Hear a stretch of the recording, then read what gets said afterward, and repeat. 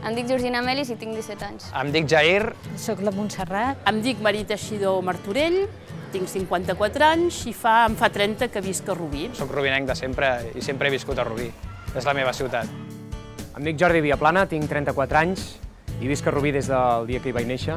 Fa 75 anys i soc rubinenca i m'estimo molt Rubí. Jo em dic Jordi Botell, porto des del 2005 aquí a Rubí. Em dic Sandra Casas, tinc 39 anys i farà 8 anys que visc a Rubí amb el meu marit. Rubí, amb una paraula, la definiria com entranyable. Per mi, Rubí és una ciutat que està madurant, que està creixent. Rubí està viva. En els darrers anys hem pogut comprovar com Rubí sembla com si s'hagi equiparat a les altres ciutats de l'entorn. Per exemple, el centre de Terrassa, el centre de Sabadell, tots els centres de les ciutats importants doncs, tenen una zona peatonal. No? L'illa de Vianants ha suposat una millora important, una millora tranquil·litzadora de cara a deixar la canalla córrer lliure pels carrers on quan érem petits nosaltres no ho podíem fer. Sempre hi havia cotxes i tenia que vigilar. I ara, en canvi, puc sortir amb els amics sense preocupar-me de si em poden atropellar o no. Passeges molt més, la gent surt, ens trobem i molt maco. Qualsevol dissabte que puguis sortir a fer la volta trobes o el mercat ecològic o el mercat d'artesania. A part que la gent, a més de sortir i poder passejar i comprar productes de qualitat, crec que fa poble també. El meu vincle a nivell cultural és la música, per tant, vull dir, sempre me'n falta, sempre em voldria més.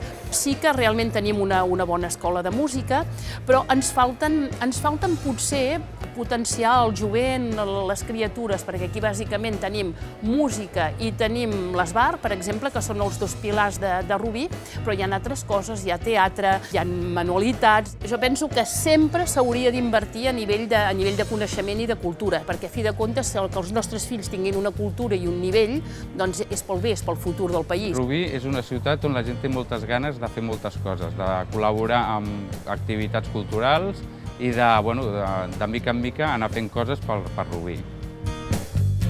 El celler és un espai que m'encanta, és un espai recuperat, un espai que justament la gent estima perquè forma part del passat ric de Rubí i justament el fet de poder anar a fer el vermut allà, pensant en els vermuts musicals o anar a veure exposicions, etc., és un lloc tancat on realment la gent s'hi sent bé.